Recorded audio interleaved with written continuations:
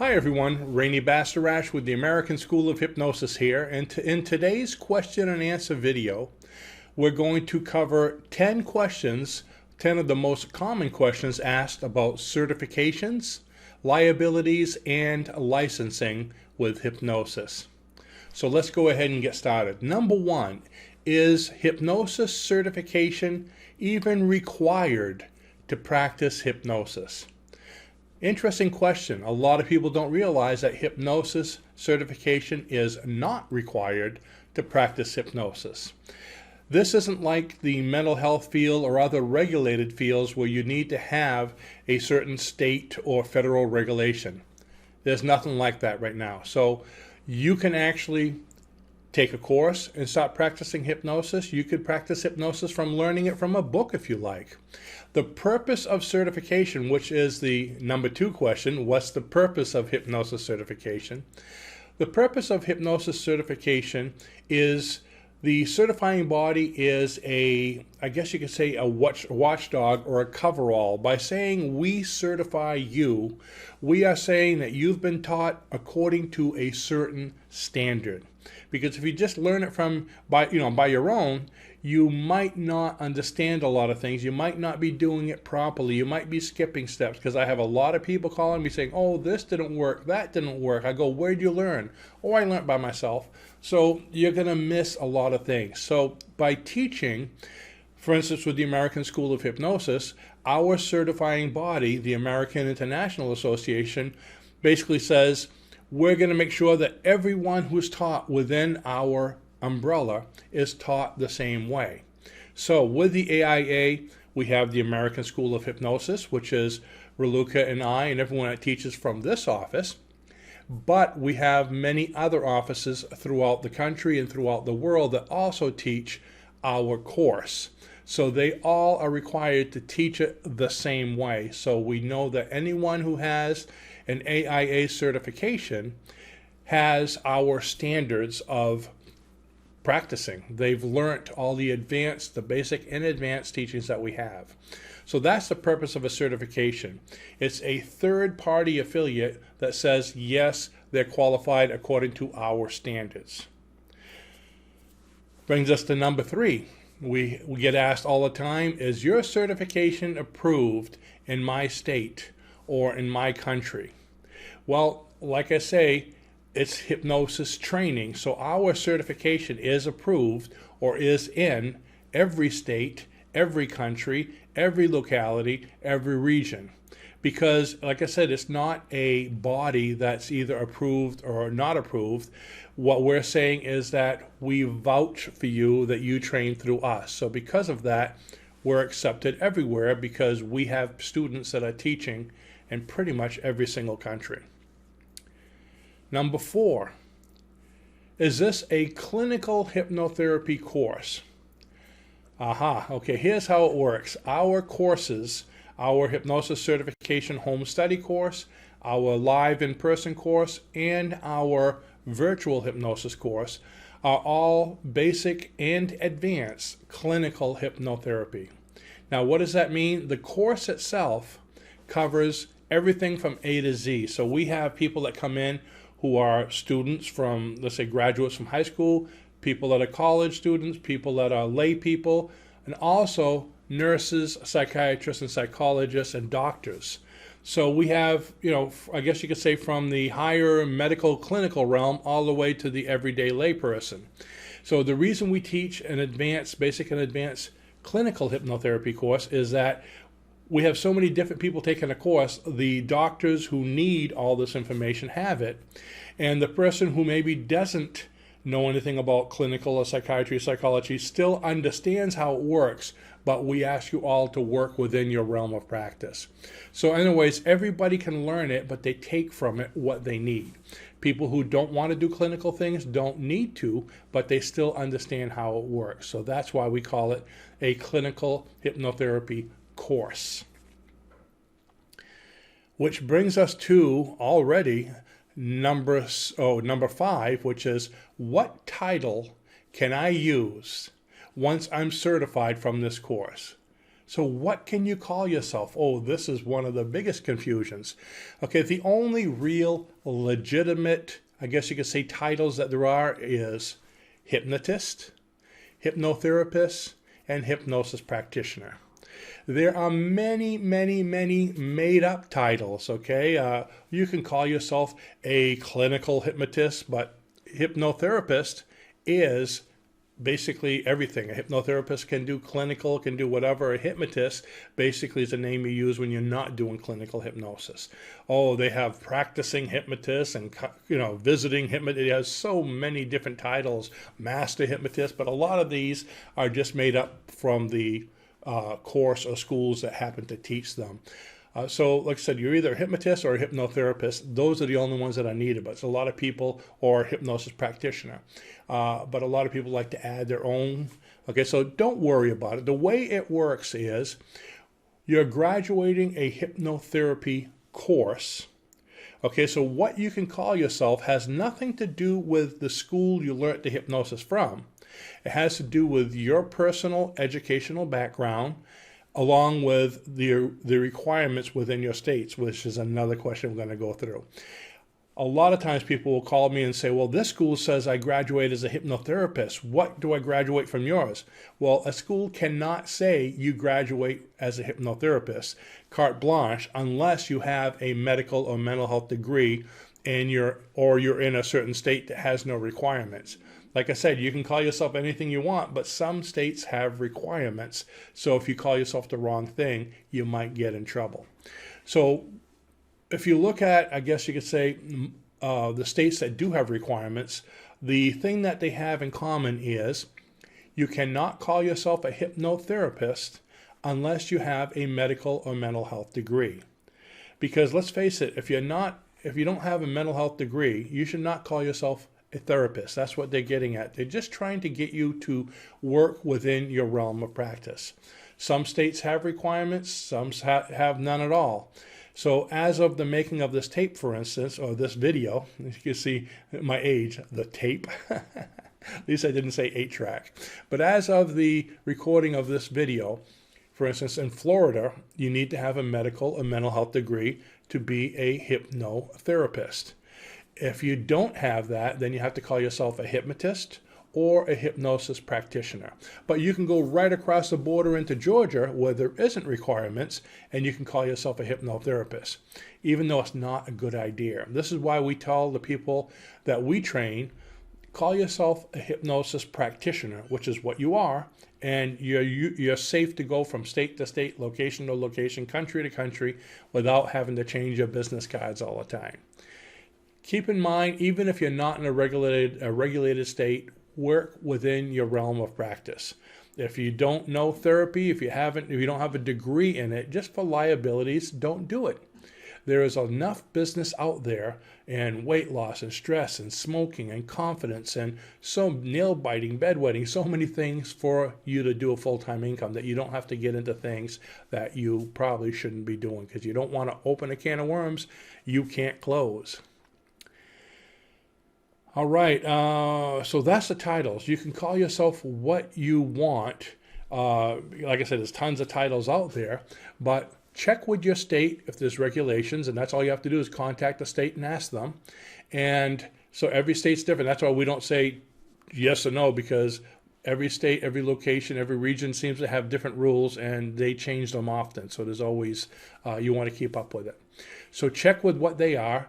What they say, and again, it has to do with your educational background. So if you are a doctor or a psychiatrist, call yourself what you want. If you're not, make sure there are no regulations in your state if you're going to call yourself a hypnotherapist. But be safe, call yourself a hypnosis practitioner.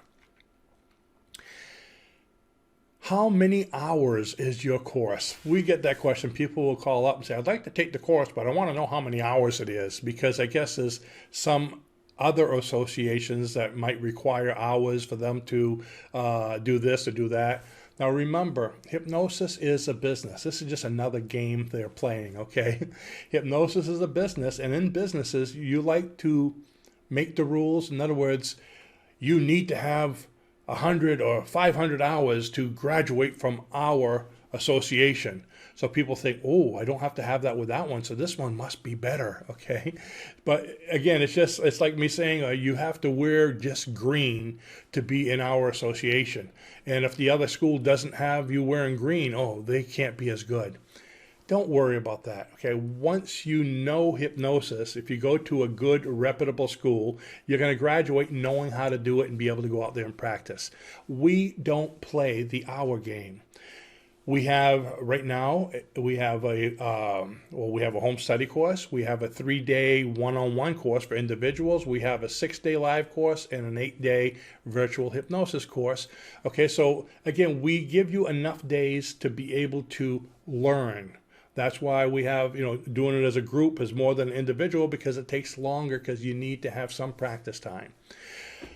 But when we say it's 100 hours, or I know one place that has over 500 hours, what that is the amount of time it takes to learn it, the clinical, the training part, is nowhere near that. I could teach you to do hypnosis in a few hours, but it's going to take a little longer to be able to teach you what's going on behind the scenes when you're in hypnosis. So a lot of the teaching is what's going on and where the mind is, what the different stages are, so you can react to your client.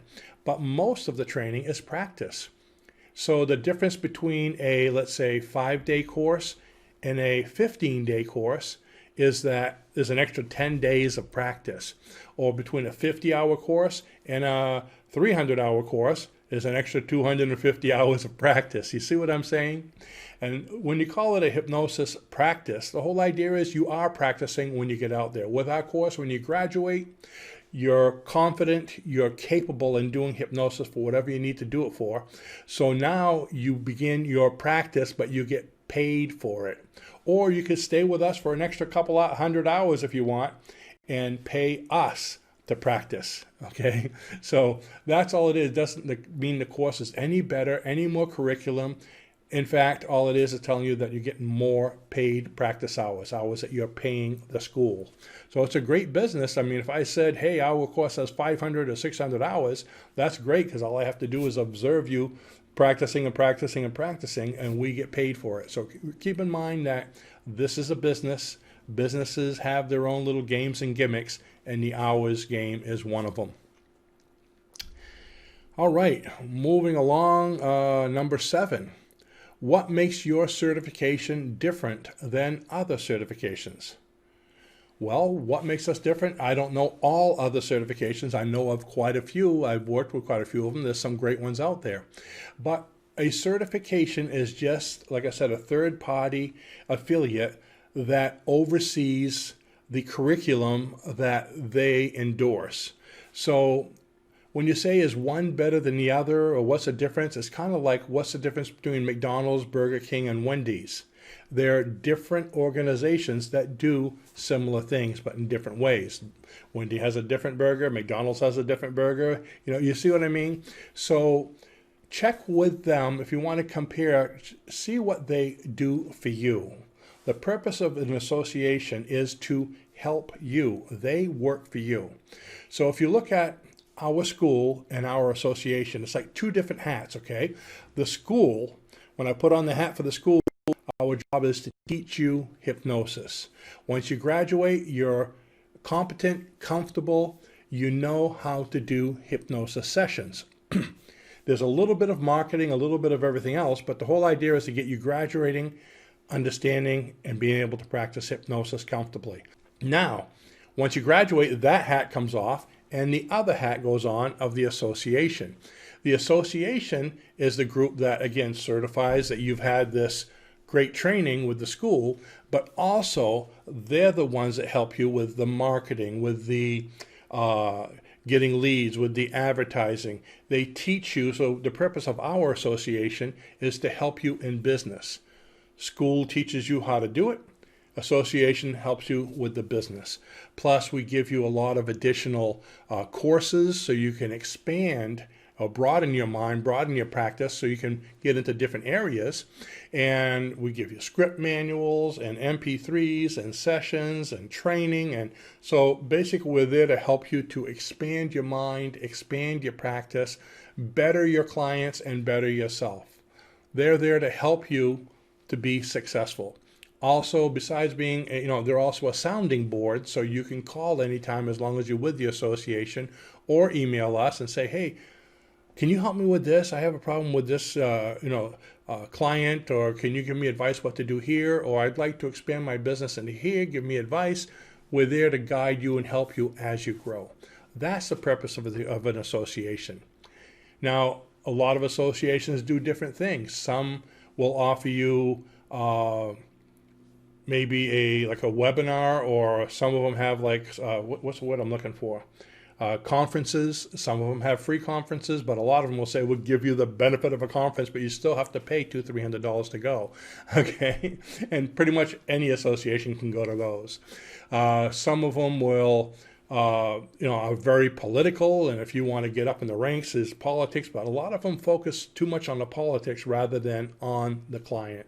So find one that will focus on you and that is there to help you, and you'll be okay. So if you like Burger King, take that one. If you like McDonald's, hey, you can go to both if you want. A lot of associations will allow you to join theirs as well as others. All right. Can anyone, that brings us to this question, number 8, can anyone join your AIA membership? Okay, yes, anyone can join our membership, and it's AIA, www.aiahypnosis.com. And the link will be below this video as well. So anyone can join our association for the benefits. No matter what school you went to, we're there to help. And if we could help you as well, we will. And we also have an online forum that anyone can join. And it's actually free. You can sign into that, and we're there to, we answer questions and do a lot of work there as well. So anyone can join the association, but you are only certified through our association if you took our training. So that's the difference. Our graduates have a certification and are certified through the AIA. But as for the benefits, we have, anyone can sign in to get our benefits, from the manuals and the books and the training and the additional courses if they like, because we're there to help people to expand and to grow. How do I learn about liabilities? This is number 9. That may govern my practice within the area I'm working. Well, the best way is to call the governing group, your state, city, whatever it is, group, and they'll let you know if you need to have a license. Some states, I believe Las Vegas, for instance, you need to have a business license. Some places will require you to maybe even take a short course or something. Not many, but some of them do. So check with your city before you open your business. Matter of fact, before you even taking your training, or while you're taking your training. Check with your state to see if they have any requirements on hypnotherapy. And number 10, do I need a professional license for my area, for my state or country? Like I mentioned before, this isn't a license like psychiatry or psychology. This is a certification, okay? It's just a certification.